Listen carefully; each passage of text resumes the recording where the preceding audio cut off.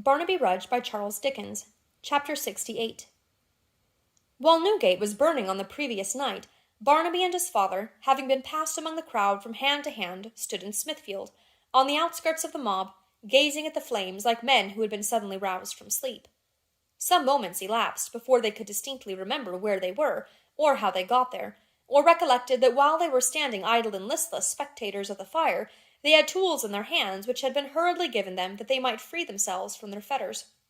Barnaby, heavily ironed as he was, if he had obeyed his first impulse, or if he had been alone, would have made his way back to the side of Hugh, who to his clouded intellect now shone forth with the new lustre of being his preserver and truest friend. But his father's terror of remaining in the streets communicated itself to him when he comprehended the full extent of his fears, and impressed him with the same eagerness to fly to a place of safety. In a corner of the market among the pens for cattle, Barnaby knelt down, and pausing every now and then to pass his hand over his father's face, or look up to him with a smile, knocked off his irons. When he had seen him spring, a free man, to his feet, and had given vent to the transport of delight which the sight awakened, he went to work upon his own, which soon fell rattling down upon the ground and left his limbs unfettered. Gliding away together when this task was accomplished, and passing several groups of men, each gathered round a stooping figure to hide him from those who passed, but unable to repress the clinking sound of hammers, which told that they too were busy at the same work, the two fugitives made towards Clerkenwell, and passing thence to Islington, as the nearest point of egress, were quickly in the fields. After wandering about for a long time, they found a pasture near Finchley, a poor shed, with walls of mud and roof of grass and brambles, built for some cowherd, but now deserted.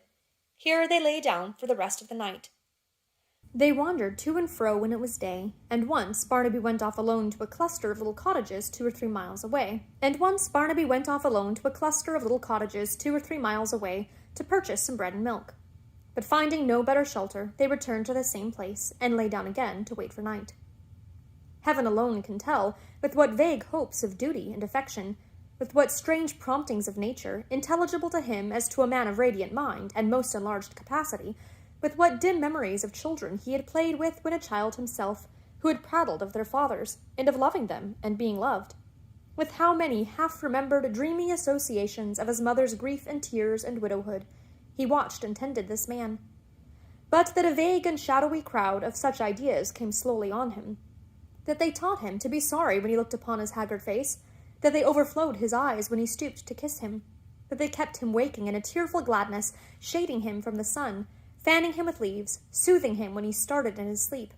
Ah, what a troubled sleep it was, and wondering when she would come to join them and be happy, is the truth. He sat beside them all that day, listening for her footsteps in every breath of air, looking for her shadow on the gently waving grass, twining the hedge flowers for her pleasure when she came, and his when he awoke, and stooping down from time to time to listen to his mutterings and wonder why he was so restless in that quiet place.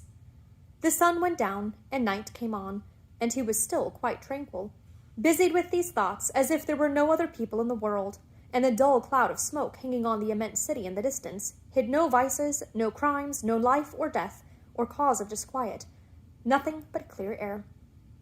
But the hour had now come when he must go alone to find out the blind man, a task that filled him with delight, and bring him to that place, taking especial care that he was not watched or followed on his way back. He listened to the directions he must observe, repeated them again and again, and after twice or thrice returning to surprise his father with a light-hearted laugh, went forth at last upon his errand, leaving Grip, whom he had carried from the jail in his arms, to his care. Fleet of foot and anxious to return, he sped swiftly on towards the city, but could not reach it before the fires began, and made the night angry with their dismal lustre. When he entered the town, it might be that he was changed by going there without his late companions, and on no violent errand, or by the beautiful solitude in which he had passed the day, or by the thoughts that had come upon him, but it seemed peopled by a legion of devils. This flight and pursuit, this cruel burning and destroying, these dreadful cries and stunning noises, were they the good Lord's noble cause? Though almost stupefied by the bewildering scene, still be found the blind man's house. It was shut up and tenantless. He waited for a long while, but no one came. At last he withdrew, and as he knew by this time that the soldiers were firing, and many people must have been killed, he went down into Holborn, where he heard the great crowd was, to try if he could find Hugh, and persuade him to avoid the danger, and return with him. If he had been stunned and shocked before, his horror was increased 1,000-fold when he got into this vortex of the riot, and not being an actor in the terrible spectacle, had it all before his eyes. But there, in the midst, towering above them all, close before the house they were attacking now, was Hugh on horseback, calling to the rest. Sickened by the sight surrounding him on every side, and by the heat and roar and crash, he forced his way among the crowd, where many recognized him, and with shouts pressed back to let him pass, and in time was nearly up with Hugh, who was savagely threatening someone, but whom or what he said he could not, in the great confusion, understand. At that moment the crowd forced their way into the house, and Hugh, it was impossible to see by what means in such a concourse, fell headlong down. Barnaby was beside him when he staggered to his feet. It was well he made him hear his voice, or Hugh, with his uplifted axe, would have cleft his skull in twain. "Barnaby! You? Whose hand was that struck me down?" "Not mine." "Whose? I say whose?" he cried, reeling back and looking wildly round. "What are you doing? Where is he? Show me." "You are hurt," said Barnaby, as indeed he was in the head, both by the blow he had received and by his horse's hoof. "Come away with me." As he spoke, he took the horse's bridle in his hand, turned him, and dragged Hugh several paces. This brought them out of the crowd, which was pouring from the street into the vintner's cellars. Where's Dennis?" said Hugh, coming to a stop and checking Barnaby with his strong arm. "Where has he been all day? What did he mean by leaving me as he did in the jail last night? Tell me, you, d'ye hear?" With a flourish of his dangerous weapon, he fell down upon the ground like a log. After a minute, though already frantic with drinking and with the wound in his head, he crawled to a stream of burning spirit which was pouring down the kennel, and began to drink at it as if it were a brook of water. Barnaby drew him away and forced him to rise. Though he could neither stand nor walk, he involuntarily staggered to his horse, climbed upon his back, and clung there. After vainly attempting to divest the animal of his clinking trappings, Barnaby sprung up behind him, snatched the bridle, turned into Leather Lane, which was close at hand, and urged the frightened horse into a heavy trot. He looked back once before he left the street, and looked upon a sight not easily to be erased, even from his remembrance so long as he had life.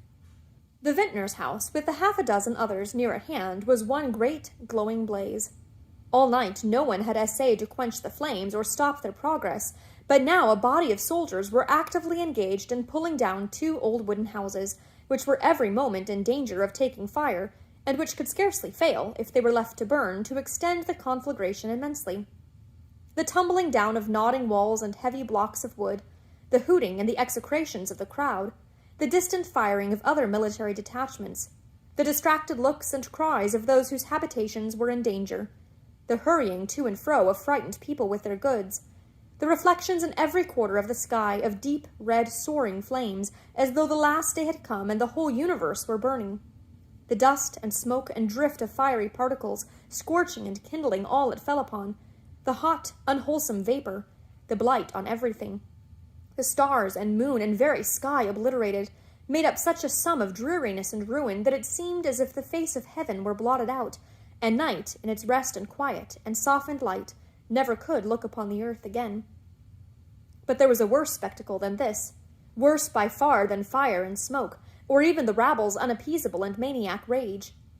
The gutters of the street, and every crack and fissure in the stones, ran with scorching spirit, which, being dammed up by busy hands, overflowed the road and pavement, and formed a great pool, into which the people dropped down dead by dozens.